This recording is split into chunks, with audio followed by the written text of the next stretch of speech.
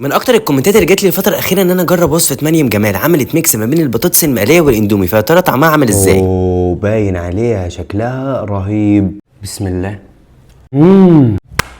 برافو، حلوه قوي. وصفه مريم جمال تفوز. فاول حاجه نبدا بيها الفيديو ان احنا نصلي على النبي، وفي اي حله عندنا على النار هنقوم سالين الاندومي بتاعتنا، وزي ما احنا متعودين ان انا بحب طعم الخضار هي استخدمت طعم الشعريه المقليه، هنقوم سايبينه 5 دقايق لحد ما يستوي معانا. وفي اي طاسه عندنا على النار هنقوم نازلين بشويه زيت زيتون ومحمرين شويه بصل، واول ما لونه يبدا يتغير معانا هننزل بشويه صلصه طماطم وعليها صويا صوص حلوه مع معلقه بابريكا وتابل الاندومي وزيت الاندومي، وننزل عليهم في الاخر بشويه بقدونس. وبعد ما نكون مكسنا كل حاجه مع بعض ننزل بشويه من ميه الاندومي ونقلب كل حاجه مع بعض ونسيبها على النار هاديه 5 دقايق لحد ما يتسبكوا معانا. على رسول الله صلى الله عليه وسلم: كلمتان خفيفتان على اللسان ثقيلتان في الميزان حبيبتان الى الرحمن.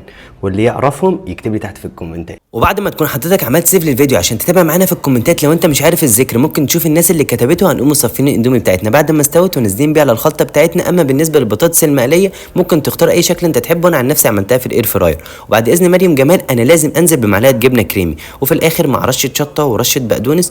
وبس كده احنا خلصنا. وبصراحه دي من اجمل الوصفات اللي انا عملتها الفتره الاخيره، ولو انت عندكم وصفات تانية ممكن تكتبها لي تحت في الكومنتات. وبس كده.